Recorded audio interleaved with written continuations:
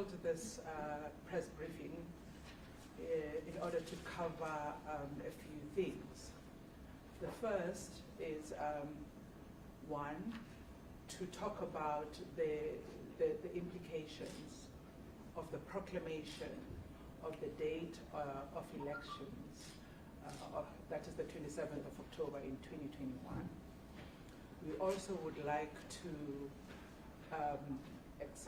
give you an update about where the Electoral Commission is in terms of what it said it would do, that is approach a competent court, in order to make its pleadings with regard the response to the report, to its report that it got from Justice Moseneke. This, of course, is also an opportunity to not only inform, but to clarify a lot of confusion that might be there. This is an opportunity where you have all of us, and we can explain as much as we can, so that through the extended reach of the media, people can have an opportunity to understand as well as possible what it is that is going on, how it impacts on all of them. So that is what we're going to try and do today. Before I do, allow me to introduce the people that are sitting with me here. On my right-hand side, there is Mr. Glenn Mashinini, who is the chairperson of the Electoral Commission. On his right is the vice chairperson of the Electoral Commission, Ms. Janet Love. On her right is Commissioner Msutu Miepia. And then if you come back to me again, on my left is the Chief Electoral Officer, Mr. Simon Mabulo. And on his left is the Deputy CEO responsible for electoral operations. And on his left is the Acting Deputy CEO responsible for outreach. In areas in the room, you have members of EXCO. We also have members of senior management, and of course, as I've said, there are people that are joining us virtually. Colleagues, I am going to ask you to keep your masks on always throughout this time. I am going to ask those of our staff that are near the windows to please open a few of them so that we can increase the levels of ventilation that we have in this room. With those words, and of course I always forget to introduce myself, but I assume that I don't need introduction. I am Nomsoma Subu. I am one of the 5 commissioners in the Electoral Commission, and my job today is to steer you through the program. Chairperson, let me invite you to make your input, to read your statement. Please. Thank you. Thank you, Program Director, Dr. Masubu, and greetings to my fellow commissioners present, the Chief Electoral Officer, and all the officials from the Electoral Commission present here, members of the media, ladies and gentlemen. The Commission has, I beg your pardon, the Commission has taken note of yesterday's proclamation of the 2021 local government elections by the Honorable Minister of Cooperative Governance and Traditional Affairs, Dr. Nkosazana Dlamini-Zuma. The proclamation follows legally sanctioned consultation processes between the Minister and the Commission. We appreciate the constitutional and statutory obligation of the Honorable Minister to proclaim the election date in the context where there is currently no court order on the deferment of the municipal elections. The proclamation triggers the requirement for the Commission to publish an election timetable. The Commission will undertake the activities which must be performed in terms of the timetables until a competent court orders differently. The election timetable spans 85 days and lays down the key dates and deadlines for various electoral milestones until the voting day of the 27th of October 2021. The election timetable will be published today, 4th of August 2021. The first legal consequence of the proclamation is to close the voters' roll for the purposes of the election on the 27th of October 2021.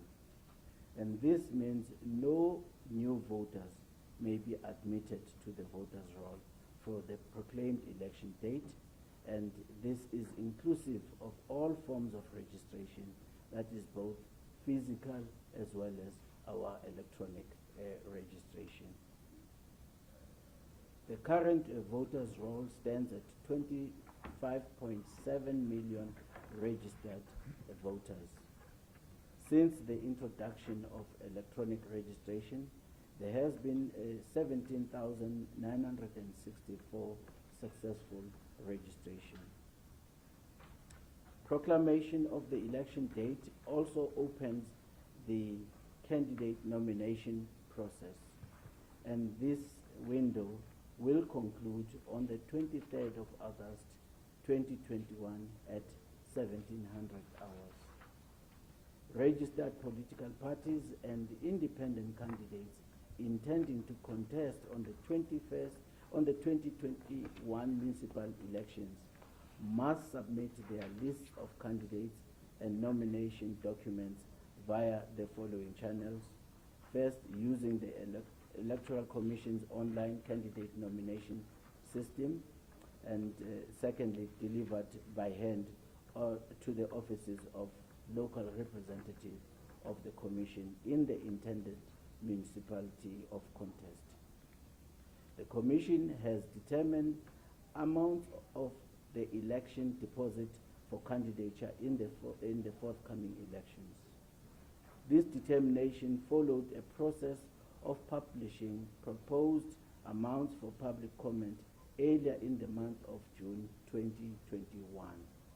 The deposit to be prescribed for the forthcoming elections are as follows: 3,500 in respect of election in a metropolitan municipality, and 2,000 rands in respect of an election in a local municipality ward, and 1,000 rand in respect of an election in a district municipality, and 1,000 rand in respect of an election in a ward if the party is not contesting the PR election or an independent ward candidate.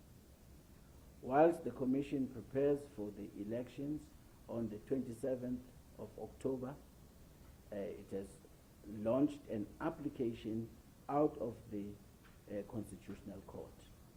The application is direct to the Constitutional Court because of a number of reasons, primary of which being that the matter raises weighty constitutional matters involving the balancing of rights enshrined in the Constitution. And this court application is an extraordinary one and presumably unprecedented.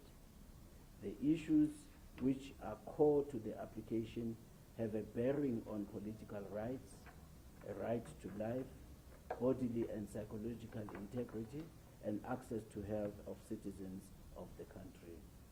The application will undoubtedly offer the Constitutional Court another opportunity to contribute to the evolving jurisprudence of our constitutional order. The application is also launched on an urgent basis because there is a need for certainty in the preparations for the municipal elections. And the Commission and the electoral stakeholders are currently in an untenable position where preparations are proceeding for the election on the 27th of October 2021, whilst at the same time anticipating the outcome of the Constitutional Court application. The nature of the relief sought by the Commission is largely predicated on the impossibility to perform a constitutional obligation, which is the conduct of an election of municipal council by the 1st of November 2021 due to the COVID-19 pandemic and the measures government instituted to curb the spread of the virus. And the main relief can be broadly described as follows. Beg your pardon. Firstly, that declaring that the Commission may hold the forthcoming local government elections outside of the 90-day period required by Section 1592 of the Constitution and Section 24.2 of the Local Government Municipal Structures Act of 1998. And secondly, directing the Commission to hold the forthcoming local government election by no later than the end of February 2022. And thirdly, authorizing the Minister of COGTA to withdraw the notice calling for forthcoming local government election and setting 27th of October as the date on which they will be held, and issue a fresh notice calling a setting a date before the 28th of February 2022 for the forthcoming local government election. And in addition to the above, the Commission also seeks the relief that alternative relief in the event it is not successful on its preferred option. The alternative relief essentially asks the Constitutional Court to declare that failure to hold the municipal elections by the 1st of November is unconstitutional and invalid, and suspending the declaration of invalidity until the end of February 2022. For the court to assume and we further seek that the court to assume ongoing supervisory jurisdiction, requiring the Commission to report to the court periodically on its progress in arranging constitutionally compliant local government elections in February 2022. And also an order that the municipal councils remain competent until newly elected councils are declared elected, to avoid uncertainty about the legal status of the current municipal councils. And this court application affects the rights of all citizens of the country, and thus everybody has an interest in the proceedings that will evolve in the Constitutional Court.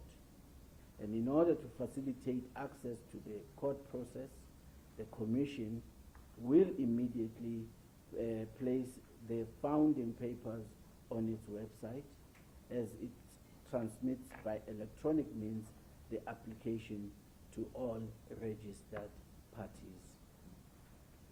In conclusion, the Commission wishes to assure South Africans that it remains firmly committed to conducting an election in terms of the constitutional standards, and it wishes to do so in the shortest possible and reasonable period, while preserving the rights to life, bodily and psychological integrity, and access to health of the citizens of the country.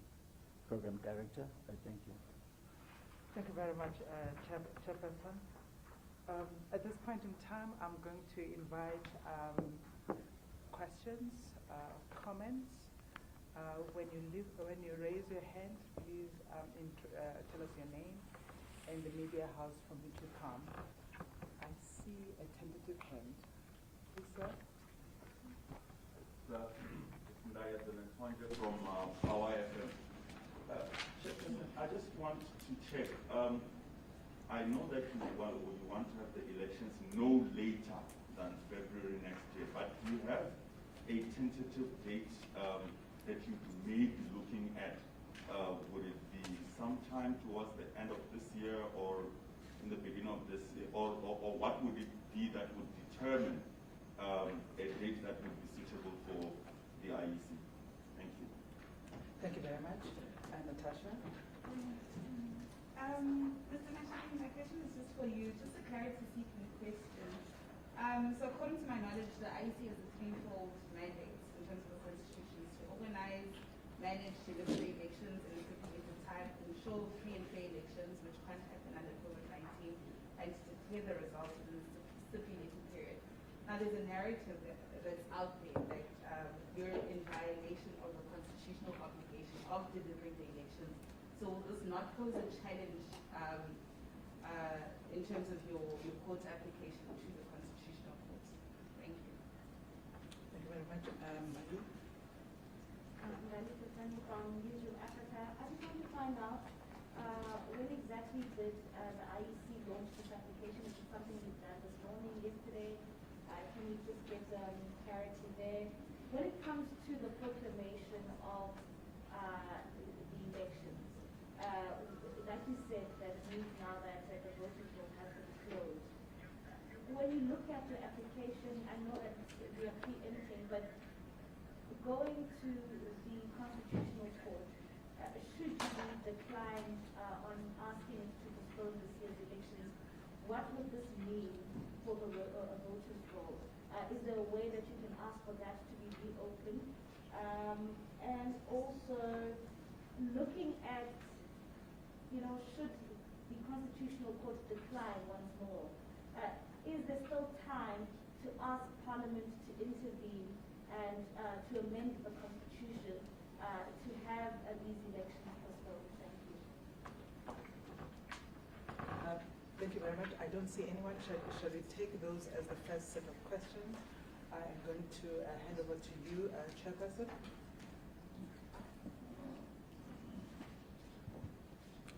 Thank you very much for the questions.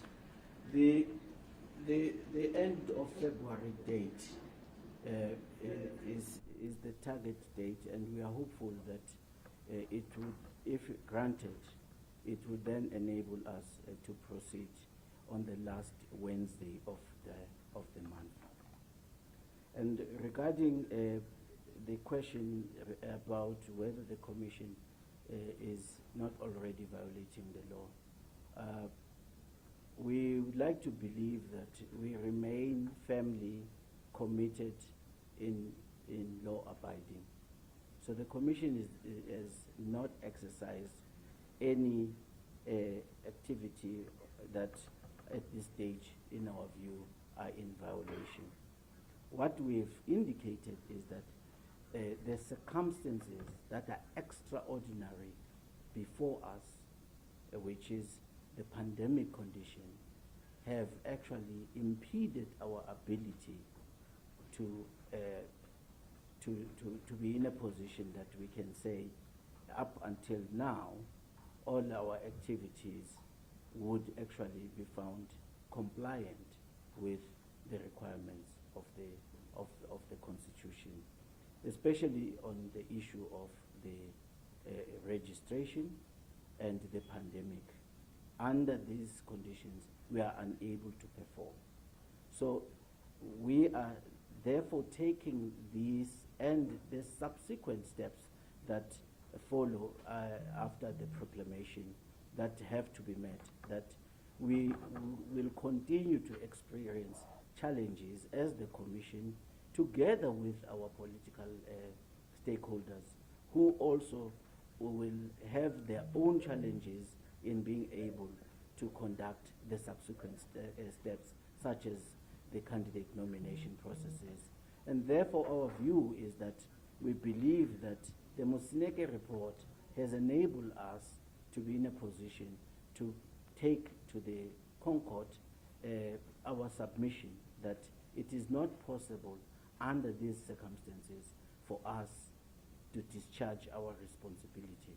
However, as matters stand, the elections have been declared, and we are opening the timetable as per the prescripts of our laws. So we don't believe we are acting in violation whatsoever. And regarding the issue of when are we filing, my understanding is that this afternoon we would be filing. As far as the affidavit and all the supporting documentation, I can indicate that I've already signed all those documents. So it's a matter of when they then compiled and packaged and then delivered. Now, the question regarding whether if the Concord does decline, I think it is something that we believe we have a very clear and reasonable case to present to the Concord, and one would not wish to be speculative about the outcome of that process.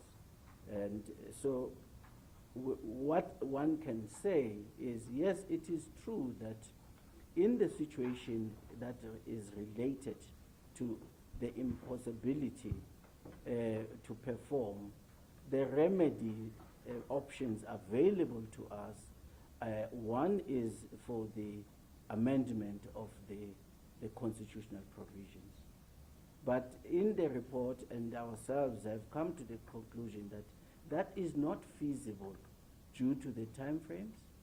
And secondly, if we are to talk about the requirement to meet the supermajority of 75%, that this could happen within the short space of time that is before us. And this then is what has left us with the issue, the position that then we should approach the competent court as per the recommendation and the report of the Moseneke inquiry. Thank you. Thank you very much, Chairperson. May I ask the CEO, please, to speak to the matters that have to do with the voters' roll? And I've got a couple of questions here as well. Tandimaseko Tandimayeko from Business Day asks, has the IEC determined the cost of postponing the election? And then there is another one. To it. And then Christian Duplessis from Network 24 asked two questions. The first one is, why did the IEC not hold the voter registration weekend, seeing that the voters' roll is now closed and that the elections may take place on the 27th of October? The second question, will there be another opportunity for voters to register and update addresses for the election? I'm going to hand those over to the CEO. Commissioners, I'll come back to you for other additional comments in a minute.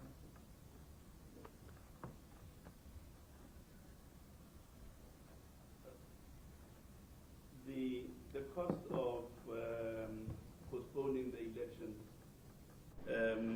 we are in the process of finalizing the actual cost, but I can say that it is significant. There is no escaping the issue because in part we have to extend the contracts of fixed term staff. We have to invest in refreshing our communication campaign materials and so on. So we are in the process of finalizing the impact, the financial impact of the possible deferment of the elections. Why was there no registration weekend? Because at the time when the registration weekend was planned for, the epidemiological reports indicated the country was at the peak of the third wave, certainly in the Gauteng province. And there were high levels of infection, and there were relatively high levels of mortality in most of the provinces. Even as we speak, Gauteng is declining from the peak, is yet to reach the trough. And the Western Cape is now at the height of its peak, with high levels of infection and so on.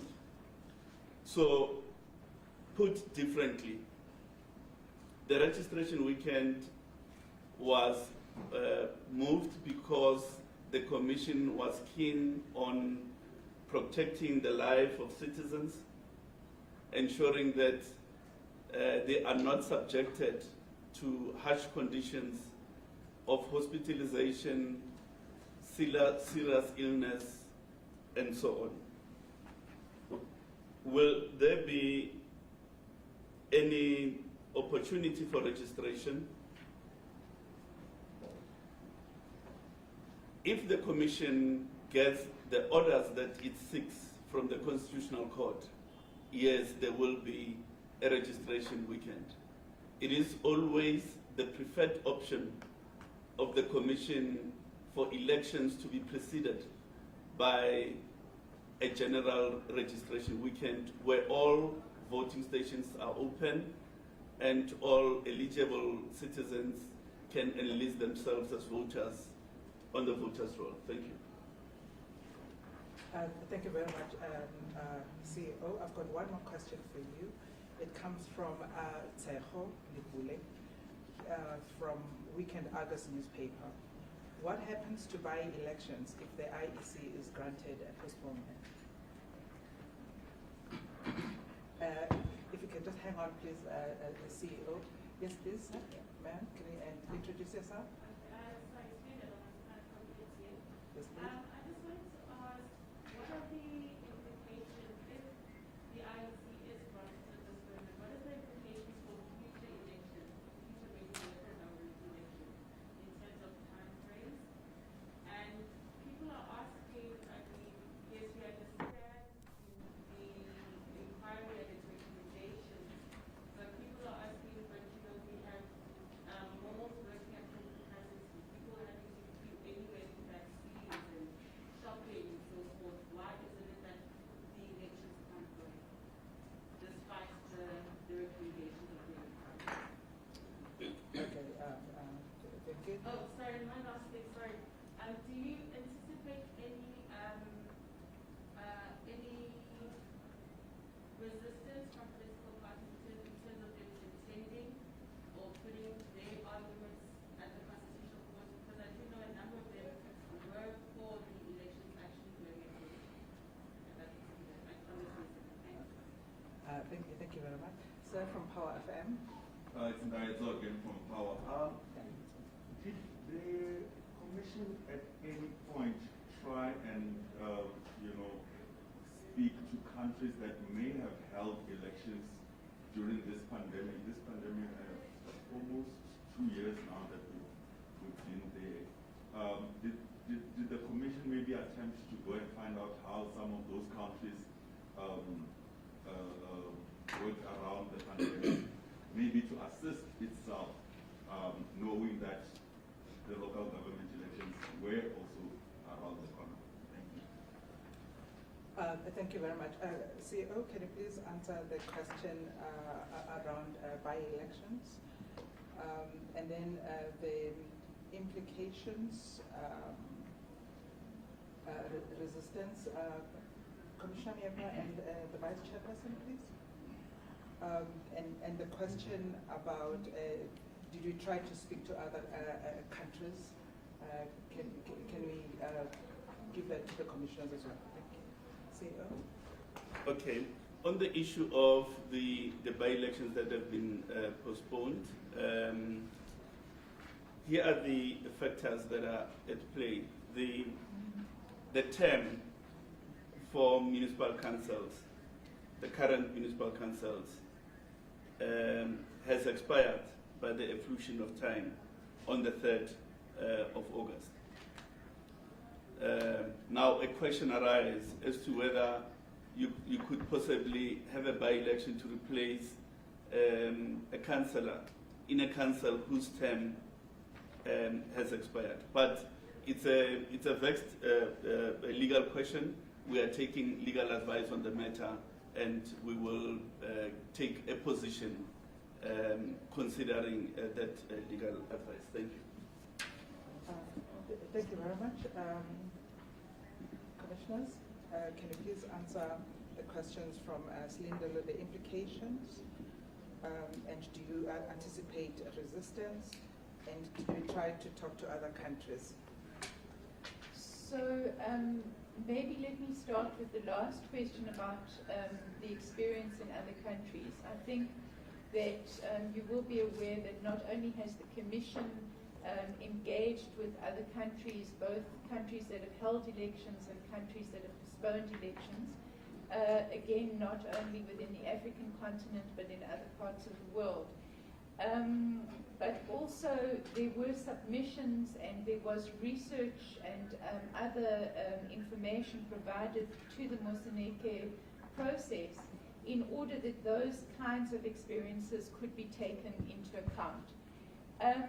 It is the case that there are a number of procedural technical requirements that the Commission was able to obtain some ideas and so on. But these are not steps that would have put aside the kind of health epidemiological concerns that were raised with the Commission, and also, of course, with Justice Moseneke. In addition to that, there are experiences where elections were held, and some of these have had devastating consequences on the health of people. And as you will know, in our situation, in our constitution, we have to balance the different responsibilities. And so our approach to the court is precisely to say, this is what we're having to balance. And these constitutional obligations place us in a situation where we are asking the court for remedy that will enable us to technically deliver the election, but in a manner that is both free and fair.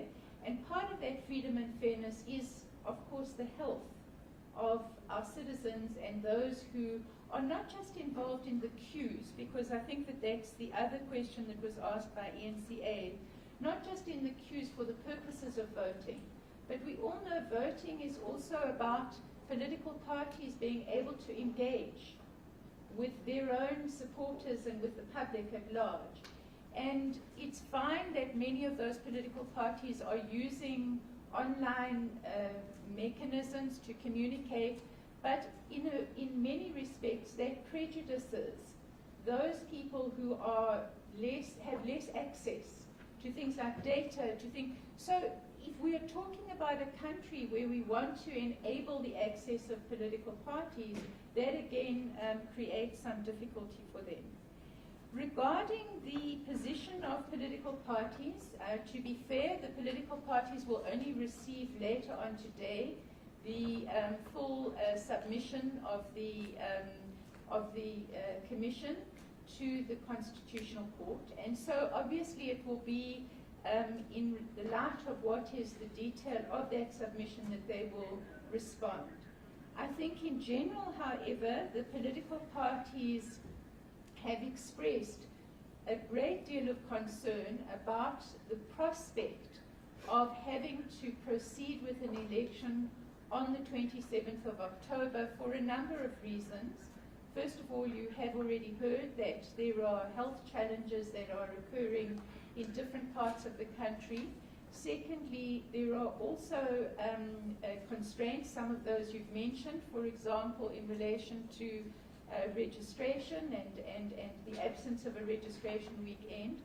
Thirdly, also, political parties have to proceed with a timetable that places them under a lot of pressure, for example, with candidate selection and so on, given the fact that they, like, they as part of the South African population have not been in a position to be mobilizing and going into, communities and so on for these past weeks when we have been at level 4. So these are difficulties, but I don't think that we're in a position to say how the political parties will respond to the papers until those are submitted. Thanks, Commissioner. Thank you very much to Commissioner Mieka. Somebody asks, this is Cliff Shiko from VOWFM News, says, doesn't the IEC think this is a futile exercise? I'm assuming that they're talking about our approach to the court. And the second part of the question is, and further postponement will cause problems at local government. Commissioner Mieka.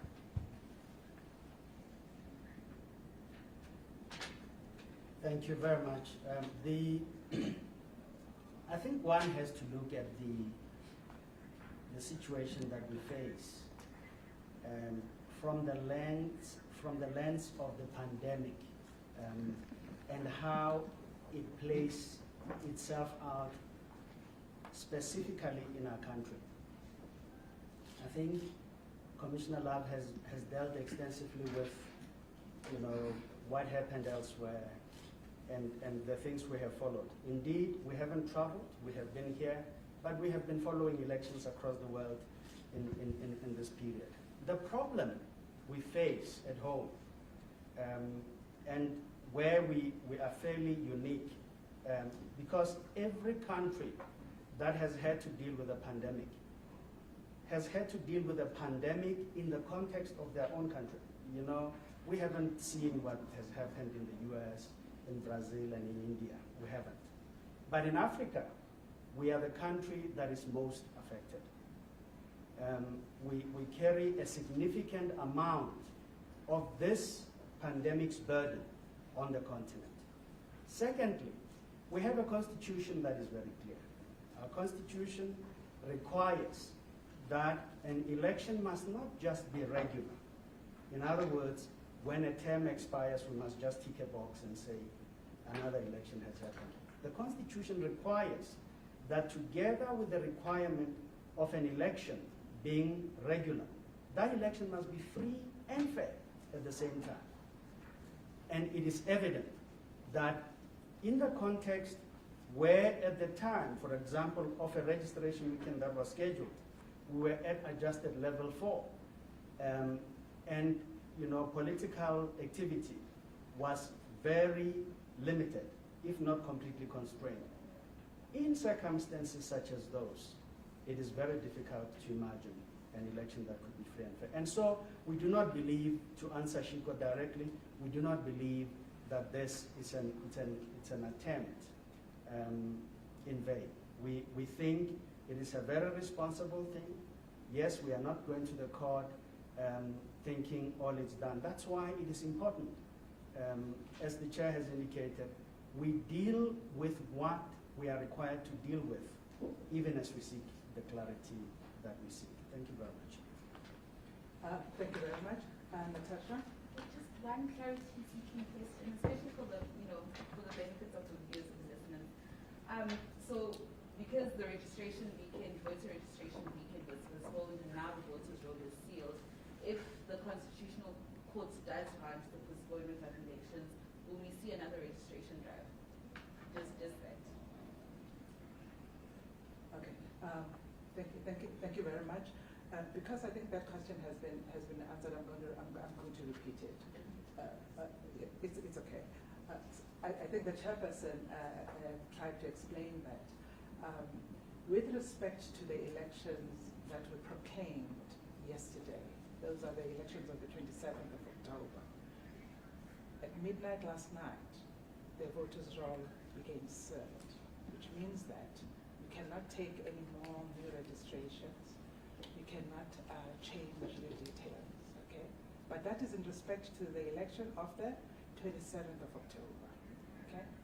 In the event that the Constitutional Court grants the prayers of the Electoral Commission and there is a deferment, all that comes apart. What does it mean? It means that the voters' roll is opened once again.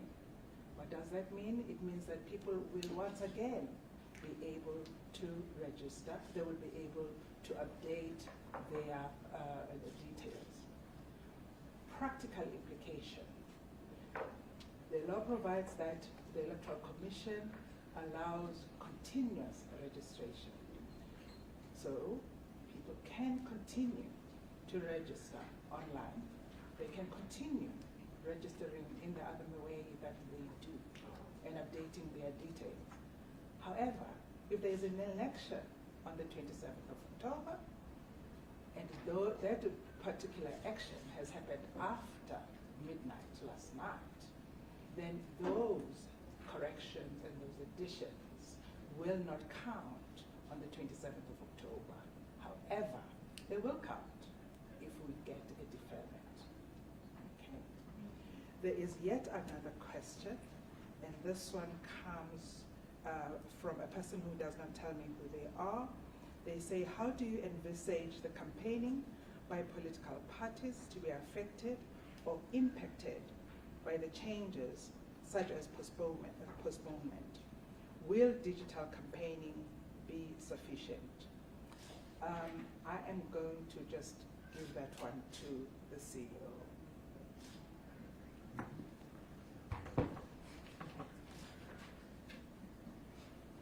Look, I think the Commission prefers not to prescribe to political parties the methods which they need to employ in their campaign processes. The Constitution nor the law does not prescribe any modalities for campaigning. So the nature and type of campaigning should be left to the ingenuity of political parties. But that must happen within the parameters determined in terms of the law. In other words, the disaster regulations as well as the provisions of the electoral code of conduct. For as long as that campaign satisfies those parameters or happens within those parameters, it's left to parties to determine what strategies make sense to them in the light of the nature of their constituency. Thanks. Thank you very much. Slindile, you've got one more. My question on the implications for future elections was answered. Okay.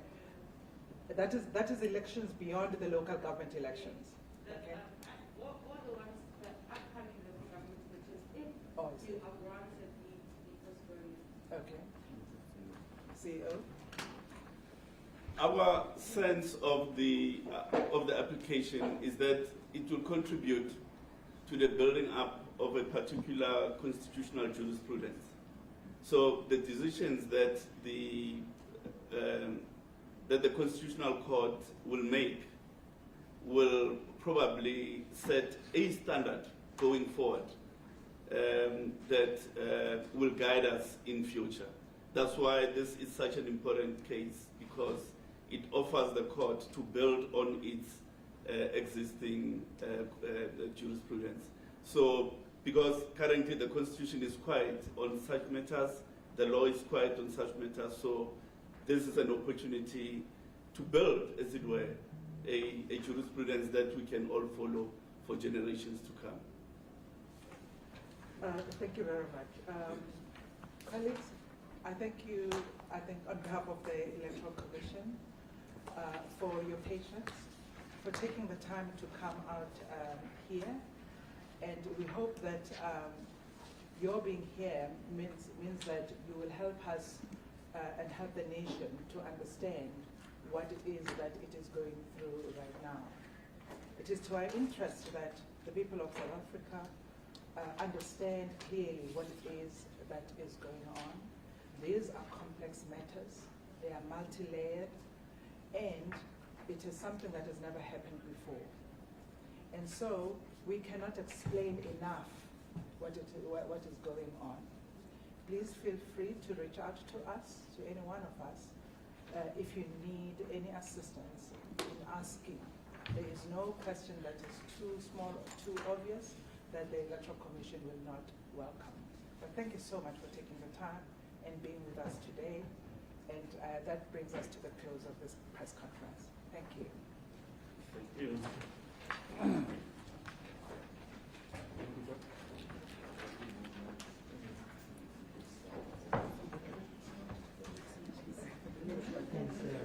Oh. When is that?